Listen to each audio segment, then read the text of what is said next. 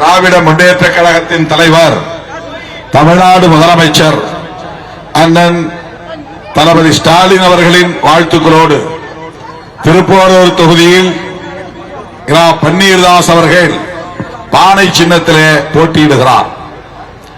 அவருக்கு உங்களுடைய பேராதரவை நல்லாதரவை நல்கிட வேண்டும் என கேட்டு உங்களை தேடி வந்திருக்கிறோம், நாடி வந்திருக்கிறோம்.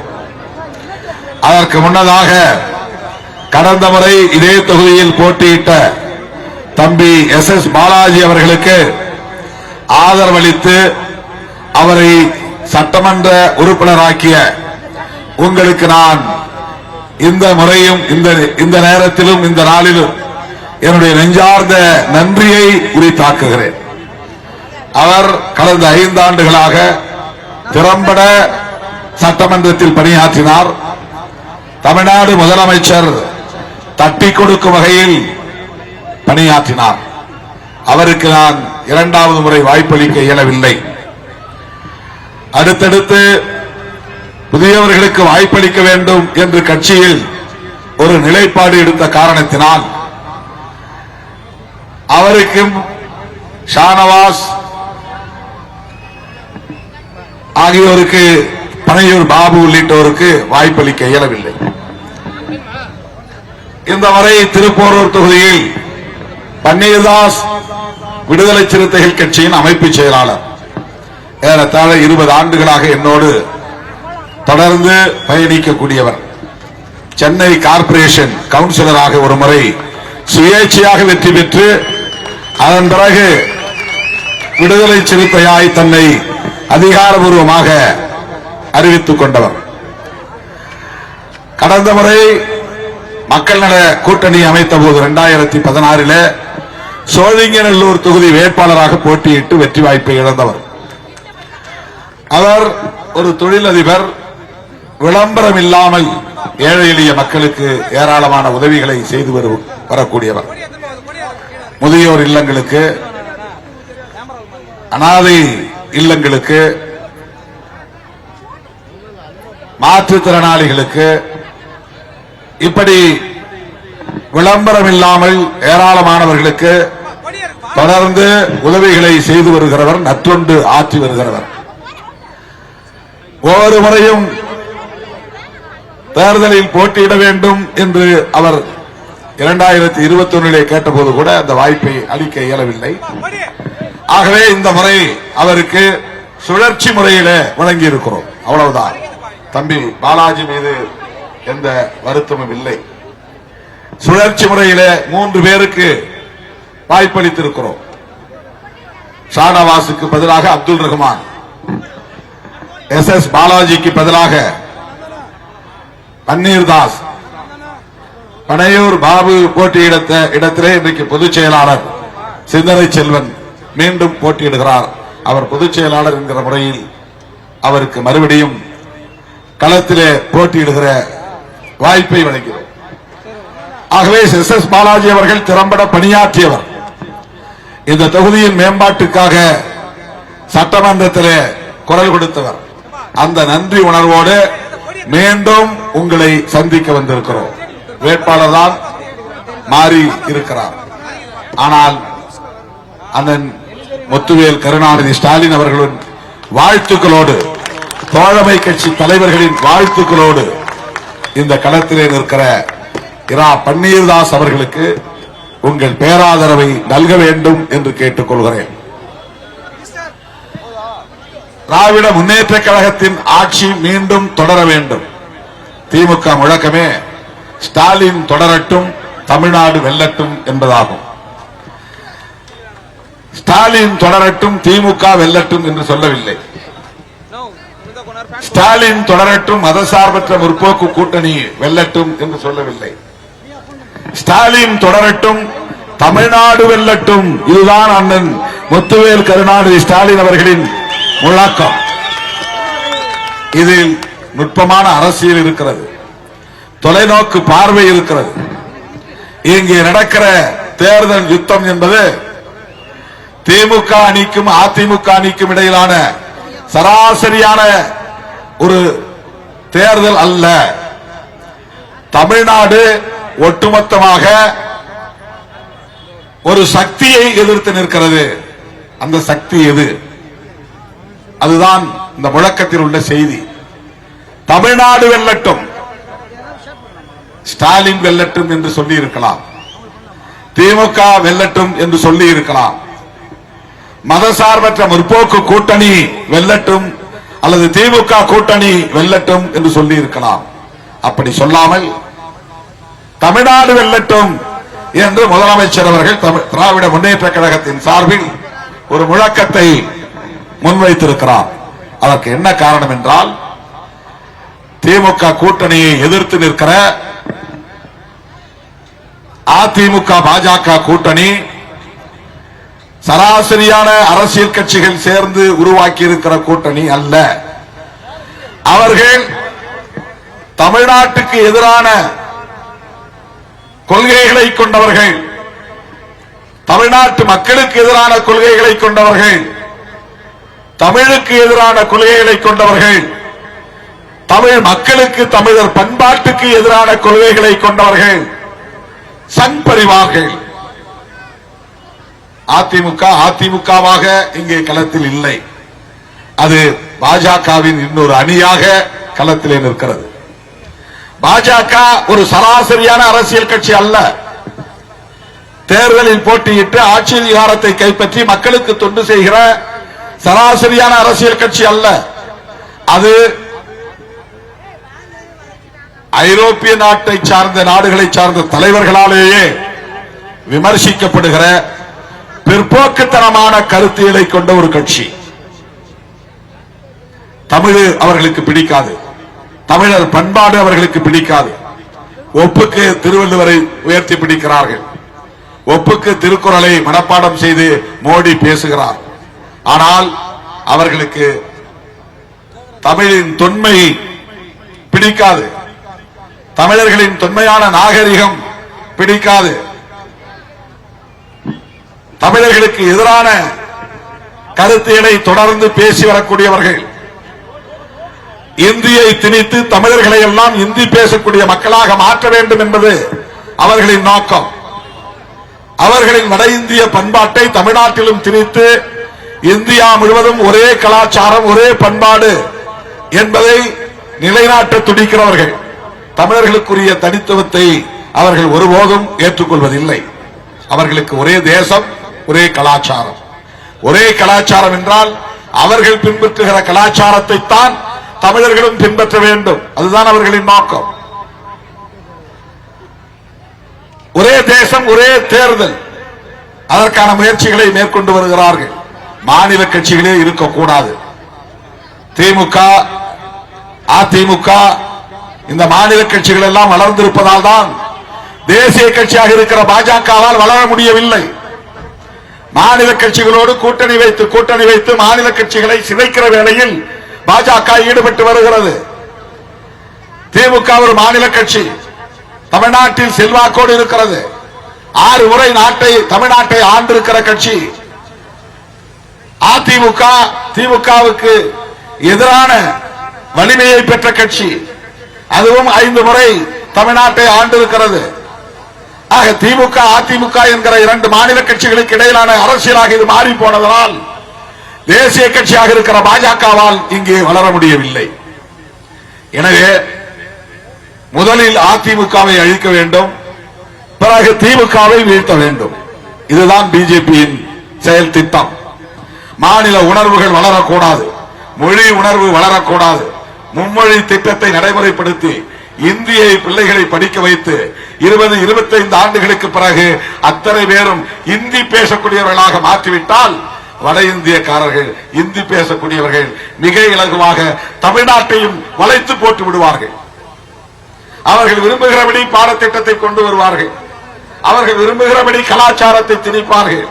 ஒரு 50 ஆண்டுகளுக்கு பிறகு தமிழர்கள் என்ற ஒரு இடம் இங்கே இருந்ததா என்று கேள்வி கேட்கக்கூடிய நிலையை உருவாக்கி விடுவார்கள். இதுதான் அவர்களின் திட்டம்.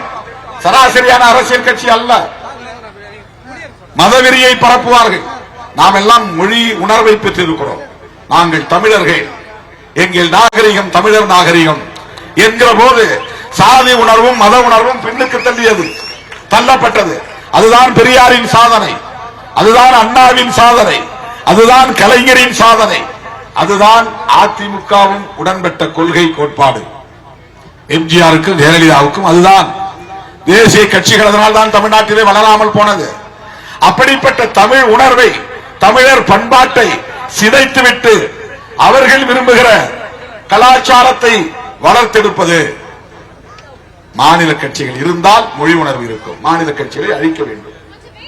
திமுக இருந்தால் இங்கே மொழி உணர்வு இருக்கும்.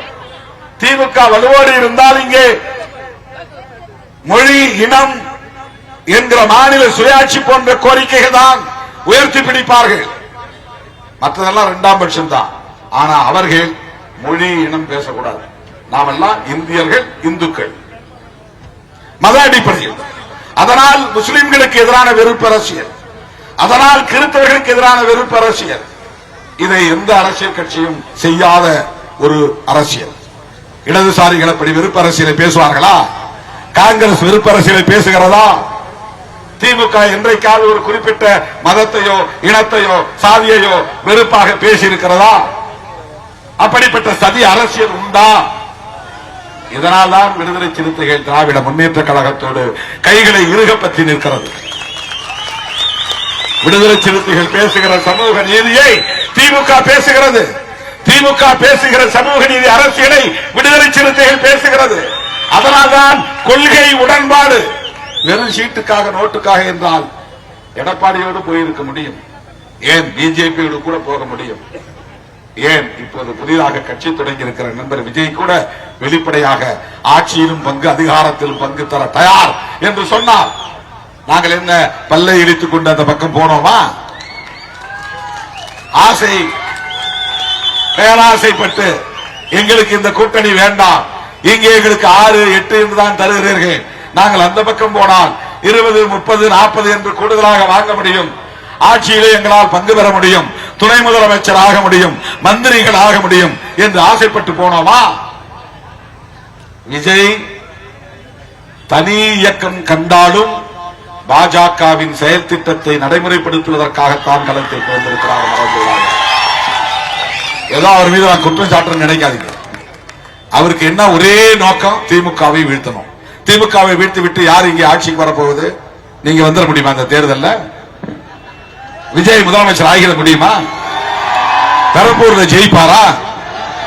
திருச்சி கிழக்குல ஜெயிப்பாரா? ஜெயிக்கிற நம்பிக்கை இருந்தா 2 தொகுதியில போட்டியிடுவாரா? அவருக்கே நம்பிக்கை இல்லை. ஓட்டு வாங்கலாம், ஜெயிக்க முடியாது. அப்போ திமுகவை தோற்கடிக்க வேண்டும் என்பதுதான் உங்கள் நோக்கம் என்றால் யாரை ஆட்சிக்கு கொண்டு வர வேண்டும் என்று விரும்புகிறீர்கள்? அந்த இடத்தில் உங்களால் வர முடியாது, அது உங்களுக்கும் தெரியுமே. நண்பர் விஜயை பார்த்து நான் கேட்கிறேன், திமுகவை வீழ்த்துங்கள், சரி. திமுக ஆட்சிக்கு வரக்கூடாது, சரி. திமுக ஆட்சிக்கு வரக்கூடாது என்றால் யார் ஆட்சிக்கு வர வேண்டும்? உங்களால் வர முடியுமா? நீங்கள் என்ன எம்ஜிஆரா? சிரஞ்சீவியாகவே முடியவில்லை. ஆந்திராவில் பவன் கல்யாணம் அவர் பேரு, அவரு இப்ப போய் பிஜேபியோட ஐக்கியம் ஆயிட்டார். அவர் போகிற இடமெல்லாம் லட்சக்கணக்கான பேர் திரண்டார்கள். தமிழ்நாட்டில் இன்னைக்கு ஒவ்வொருவரும் அரசியல் விழிப்புணர்வு பெற்றவர்களாக இருக்கிறார்கள். திருமாவளவன் பேசுவது மனசிலிருந்து பேசுறானா உதட்டிலிருந்து பேசுறானான்னு புரிஞ்சு கொடுக்க முடியும் மக்களால. அவன் மனசிலிருந்து பேசுறானா உதட்டிலிருந்து பேசுறானா பொய்ய பேசுறானா உண்மையே பேசுறானா, இதை இன்றைக்கு மக்களால் புரிந்து கொள்ள முடியும். அவ்வளவு இளிச்சவாயர்கள் கிடையாது தமிழ்நாட்டை சார்ந்த மக்கள், வாக்காளர் பொதுமக்கள். நான் கேட்கிறேன், திமுகவை வீழ்த்துவதற்காகத்தான் நீங்கள் கட்சியை தொடங்கி இருக்கிறீர்கள் என்றால் அந்த இடத்தில் உங்களால் வந்து அமர முடியுமா? முடியாது. அப்படி என்றால் யாருக்காக நீங்கள் வேலை செய்கிறீர்கள்? யாரை ஆட்சியை கொண்டு வருவதற்காக துடிக்கிறீர்கள்? அதிமுக தான் ஆட்சிக்கு வரும் என்றால் அதிமுக ஆட்சிக்கு வருவதற்கு நீங்கள் ஏன் கட்சி தொடங்கினீர்கள்? அதிமுகவை ஆட்சியை அமர வைப்பதற்கு நீங்கள் ஏன் திமுகவை வீழ்த்த துடிக்கிறீர்கள்? இன்னும் 10 வருஷம் மக்கள்கிட்ட போய் வேலை செஞ்சுட்டு வாங்க, தொண்டு செய்து விட்டு வாருங்க, பாடபாடம் கற்றுக்கொண்டு உடனடியாக முதலமைச்சராகி முடியும் என்று கனவு காண்பது பகல் கனவாகத்தான் போய் முடியும். ஆக ஒன்றை நான் சொல்ல விரும்புகிறேன், விஜய் அவர்கள் ஒவ்வொரு ஊரிலும் ஓட்டை பிரித்து அதன் மூலம் யாரை வீழ்த்த பார்க்கிறார்? இந்த கேள்விக்கு பதில் சொல்லுங்கள். ஒவ்வொரு தொகுதியிலும் உங்க ஆட்கள் நீங்க போடுறீங்க, அவங்க 10,000 ஓட்டு வாங்குறாங்க, 20,000 ஓட்டு வாங்குறாங்க, ஜெயிக்க முடியுமா? ஜெயிக்க முடியாது இல்ல. அப்ப அந்த ஓட்டை பிரிச்சு யாருக்கு நீங்க சாதகம் செய்றீங்க? அதிமுக பாஜக கூட்டணிக்கு. அப்ப அதிமுக பாஜக கூட்டணி தமிழ்நாட்டிலே வளர வேண்டும் என்பதுதானே உங்கள் விருப்பம்? பாஜக வளர வேண்டும் என்பதுதானே உங்கள் விருப்பம்? பாஜக தமிழ்நாட்டில் கால் ஊன்ற வேண்டும் என்பதுதானே உங்கள் நோக்கம்? அதுதானே உள்நோக்கம். நாங்கள் பாஜக வளரக்கூடாது என்று எண்ணுகிறோம், நீங்கள் பாஜக இங்கே வளர வேண்டும் என்று எண்ணுகிறீர்கள். யோசித்து பாருங்கள். அதிமுகவுக்கு போடுகிற ஒவ்வொரு ஓட்டும் மோடிக்கு போடுவதாகத்தான் போய் முடியும். அந்த கூட்டணியில் இன்றைக்கு இந்த தொகுதியில் போட்டியிடுகிற மாம்பழத்தில் நீங்கள் போடுகிற ஓட்டு அது மோடிக்குத்தான் வலிமை சேர்க்குமே தவிர அன்புமணிக்கு வலிமை சேர்க்காது. வாய்ப்பே கிடையாது. இந்த தொகுதியில் போட்டியிடுறவர் குடும்பத்துக்குள்ளேயே குழப்பத்தை உருவாக்கின ஆள். அப்பன் பிள்ளைக்கு இடையிலேயே மோதலை தூண்டிவிட்டு அப்பா பிள்ளை உறவையே சிதைத்தவர்கள். இதை நான் சொல்ல, இப்ப அண்ணன் தாமோகன் பிரசன் சொன்னார் திருக்கடு கொண்டிருக்கிற, அதை நான் திருப்பி சொல்றேன் உங்களுக்கு. ஏன்னா நீங்க அங்க வரல, இங்கே இருந்தீங்க. நீங்க அவர் சொன்னார், இங்க நிக்கிற ஆள் யாரு தெரியுமா? சொந்த ஒரு குடும்பத்தில் சொந்த அப்பா பிள்ளையையும் கலைச்ச ஆள், அந்த உறவை கலைத்தான். ஏன்னா மருத்துவர் ஐயாவோடு எங்களுக்கு முரண்பாடுகள் உண்டு, மருத்துவர் ராமதாஸ் அவர்களோடு. அது அரசியல் முரண்பாடு தான், தனிப்பட்ட முரண்பாடு கிடையாது. நான் கூட 2 பேருக்கு இடையில சண்டை வந்தப்ப சொன்னேன், அவர் மூத்தவர், தந்தை, அவருக்குரிய மதிப்பை தர வேண்டியது அன்புமணியின் பொறுப்பு என்று சொன்னேன்.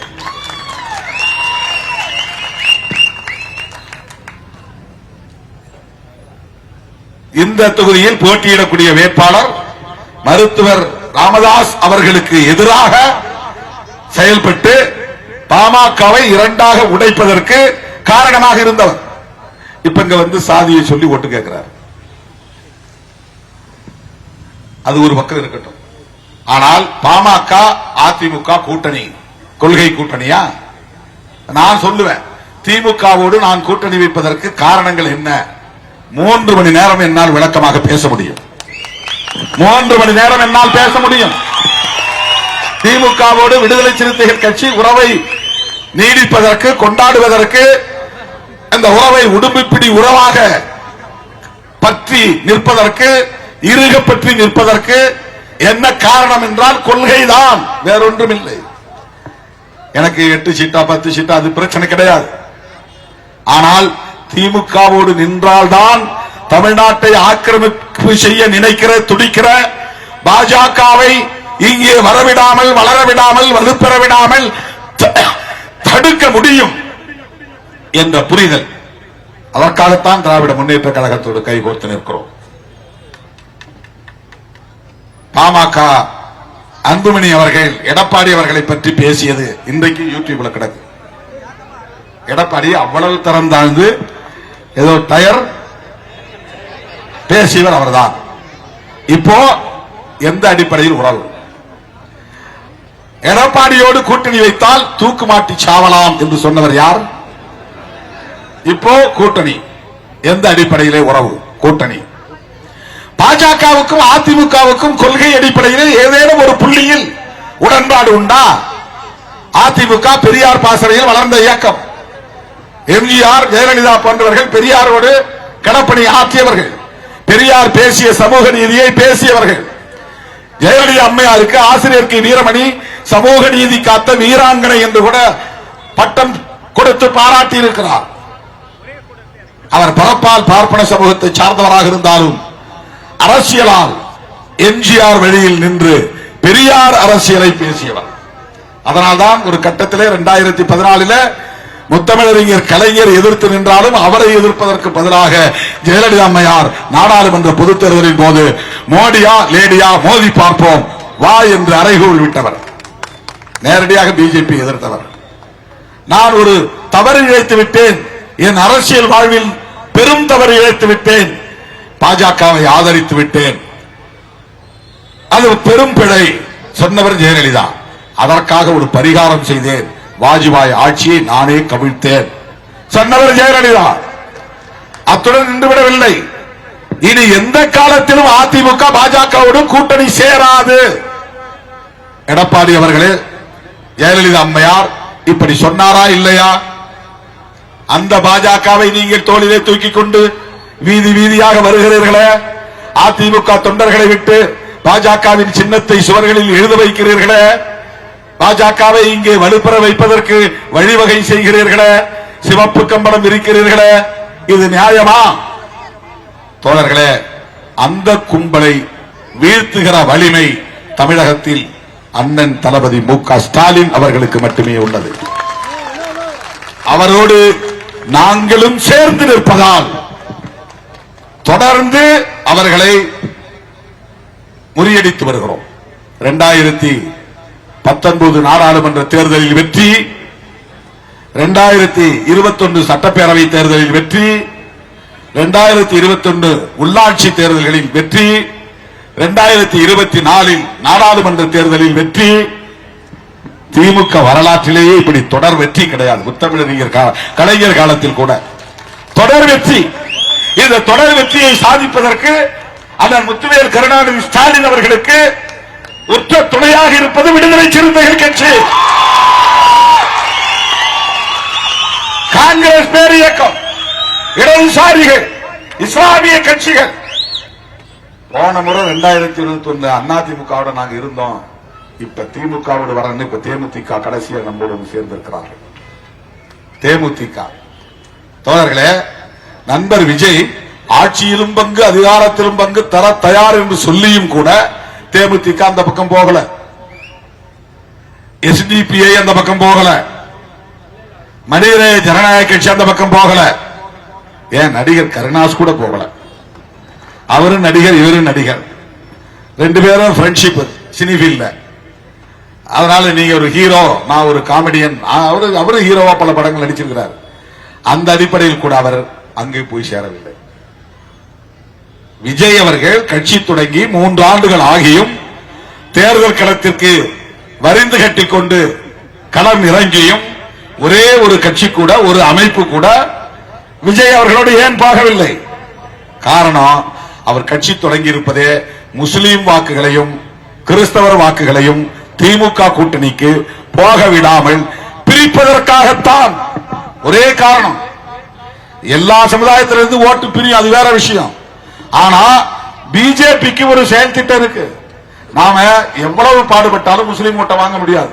அவங்க வெளிப்படையாவே முஸ்லீம் ஓட்டு வேண்டாம்னு முடிவு பண்ணிட்டான். அகில இந்திய அளவுல கிறிஸ்டியன் ஓட்டு வேண்டாம், பிஜேபி முடிவு பண்ணி விட்டது. எங்களுக்கு வேண்டாம் ஓட்டு, வெளிப்படையாக முடிவெடுத்து விட்டார்கள். அந்த ஓட்டு தமிழ்நாட்டை பொறுத்தவரையில் திமுக கூட்டணிக்குத்தான் விழுகிறது, சேதப்படாமல் விழுகிறது. இப்போ ஜோசப் விஜய், அவரும் கிறிஸ்டியன், உடனே கிறிஸ்தவர்கள் எங்காலு, இவரு கூட கிறிஸ்டியன் தான், பன்னீர் தாஸ்.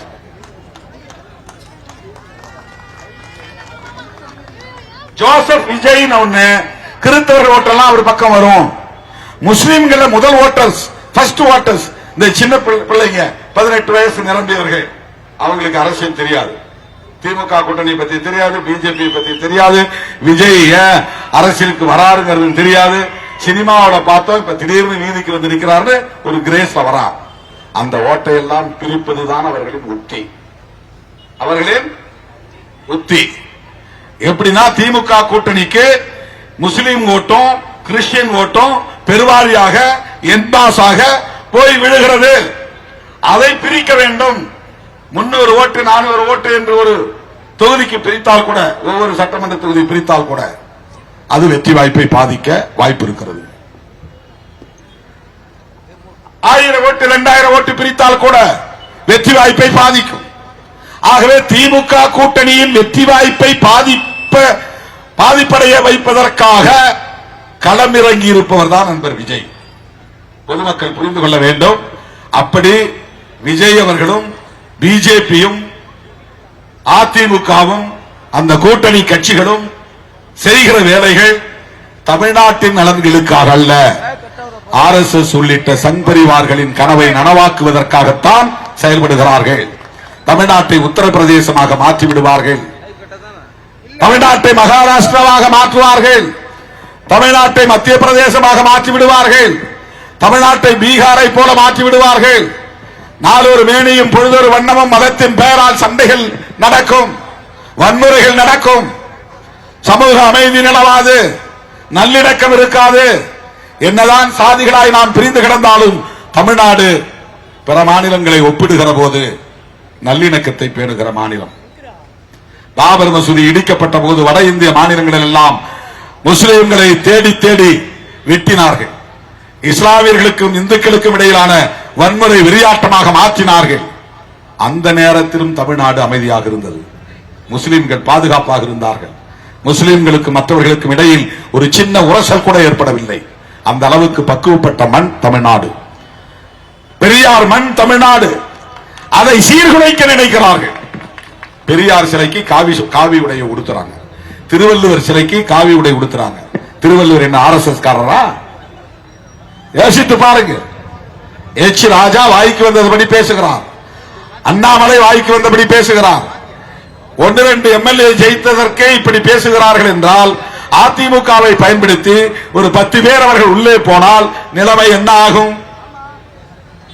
தேர்தலுக்கு பிறகு பாருங்க, பாஜக காரன் முதல்ல ஆட்டத்தை கலைச்சி புது ஆட்டம் ஆட போறான். இப்ப அதிமுகவோடு கூட்டணி. தேர்தலுக்கு பிறகு அதிமுகவையே விழுங்கி ஏப்பம் விடுகிற வேலையை செய்ய போகிறார்கள். 2031 அவங்களுடைய டார்கெட் என்னன்னா, இப்போ அதிமுகவை காலி பண்ணிடணும். ஏண்டா கரிஸ்மேட்டிக் லீடர், கவர்ச்சி நிறைந்த தலைவர்கள் எம்ஜிஆரும் இல்லை, ஜெயலலிதா அம்மையாரும் இல்லை. ஆனால் எடப்பாடி பழனிசாமி அவர்கள் 4 ஆண்டுகள் முதலமைச்சராக இருந்தார் என்பது ஒரு சாதனை. கட்சியை கட்டுக்கோப்பாக வைத்திருந்தார் என்று எல்லோரும் பாராட்டுகிற அளவுக்கு அந்த காலத்தில் அதிகாரத்தில் இருந்தபோது இருந்தார். ஆனால் படிப்படியாக அதிமுக வாக்கு சதவிகிதம் குறைந்து கொண்டே வருகிறது, படிப்படியாக குறைந்து கொண்டே வருகிறது. கொஞ்சம் கொஞ்சமாக பாஜக வாக்கு வங்கி உயர்ந்து கொண்டே போகிறது. என்ன அர்த்தம்? பாண்டிச்சேரியிலே 10க்கும் மேற்பட்ட இடங்களில் போட்டியிட்ட அதிமுக கடந்த காலங்களில் இப்போது பிஜேபி 10 இடங்களில் போட்டியிடுகிறது, அதிமுக 2 இடங்களில் போட்டியிடுகிறது. பாண்டிச்சேரியில் அதிமுக தேய்ந்து விட்டது, 2 சீட்டு தான். பிஜேபி 10 சீட்டு. புதுசா கட்சி தொடங்கின சார்ல்ஸ் மார்டின் அவரு 3 சீட்டு, அவரே 3 சீட்டு, அதிமுக 2 சீட்டு. பாண்டிச்சேரியிலே அதிமுக தேய்ந்ததற்கு யார் காரணம்? எது காரணம்? அதே நிலை தமிழ்நாட்டிலே அதிமுகவுக்கு ஏற்படுத்த போவது யார்? பாஜக தான் ஏற்படுத்த போகிறது. இதுவெல்லாம் எடப்பாடி அவர்களுக்கு கவலை இல்லை. நான் முதலமைச்சர் ஆகாவிட்டாலும் ஒரு எதிர்க்கட்சி தலைவராக இருந்தால் போதும் என்கிற கனவோடு தான் களத்தில் நிற்கிறார். தோழர்களே, விஜய்க்கு ஓட்டு போடுவதா வேண்டாமா என்று புதிய வாக்காளர்கள் சிந்திக்க வேண்டும். அவருடைய நோக்கம் இந்த தேர்தலில் அவரால் வெற்றி பெறவே முடியாது, ஆட்சிக்கு வர முடியாது. ஆனால் திமுகவை வீழ்த்த வேண்டும். திமுகவை வீழ்த்திவிட்டு பாஜக வளருவதற்கு வழிவகை செய்ய வேண்டும். அதிமுகவின் நோக்கம் பாஜக வளருவதற்கு சாமரம் வீச வேண்டும், தோளில் சுமக்க வேண்டும். ஆகவேதான் அண்ணன் முத்துவேல் கருணாநிதி ஸ்டாலின் தொடரட்டும், தமிழ்நாடு வெல்லட்டும் என்று சொன்னார். இந்த பாஜக தலைமையிலான செம்பரிவார் கும்பலை திமுக மட்டும் எதிர்க்கவில்லை, ஒட்டுமொத்த தமிழ்நாடு எதிர்த்து நிற்கிறது. தமிழ்நாடு வெல்லும். பிஜேபி அதிமுக கூட்டணியின் சதியை முறியடிக்கும், வீழ்த்தும். எவ்வளவு தொலைநோக்கு பார்வையுடன் தளபதி ஸ்டாலின் அவர்கள் செயல்பட்டு வருகிறார் என்பதை தோழர்களை புரிந்து கொள்ளுங்கள். இதுவெல்லாம் ஏனோதானோ என்று யாரோ முழக்கங்களை சொல்லுகிறார்கள் என்று நீங்கள் எண்ணிவிடக் கூடாது. வெல்வோம் ஒன்றாக என்று சொல்லுகிறார். நாங்க மட்டும் வெல்லுவோம் அப்படின்னு அவர் சொல்லல, எங்க கூட்டணி மட்டும் வெல்வோம் என்று சொல்லவில்லை. தமிழர்களே, நாம் அனைவரும் வெல்வோம் ஒன்றாக, தமிழ்நாடு வெல்லட்டும். இதுதான், இந்த கோரிக்கைக்காகத்தான் திருமாவளவன் அண்ணன் தளபதி ஸ்டாலின் அவர்களின் கைகளை இறுக பற்றி நிற்கிறான். அந்த தளபதியின் வாழ்த்துக்களோடுதான் பன்னீர்தாஸ் இந்த தொகுதியில் நிற்கிறார். போன முறை ஆதரவளித்ததை போல இந்த முறையும் ஆதரவளித்து போன முறை பெற்ற வித்தியாசத்தை விட இந்த முறை கூடுதல் வித்தியாசத்தில் வெற்றி வாய்ப்பை தாருங்கள் தாருங்கள் தாருங்கள் என்று கேட்டு உடன் வந்திருக்கிற இளையவர்மன் உள்ளிட்ட கூட்டணி கட்சிகளை சார்ந்த பொறுப்பாளர்கள் அனைவருக்கும் நன்றி சொல்லி வருகை தந்திருக்கிற உங்கள் அத்தனை பேருக்கும் நன்றி கூறி நான் விடைபெறுகிறேன். உங்கள் பொன்னான வாக்குகளை, முத்தான வாக்குகளை பானை சின்னத்திலே முத்திரையிட்டு அண்ணன் தளபதி ஸ்டாலின் அவர்களின் ஆட்சி தொடர ஆதரவு தாருங்கள் தாருங்கள் என்று கேட்டு முடிக்கிறேன். நமது சின்னம், நமது சின்னம், வெற்றியின் சின்னம்.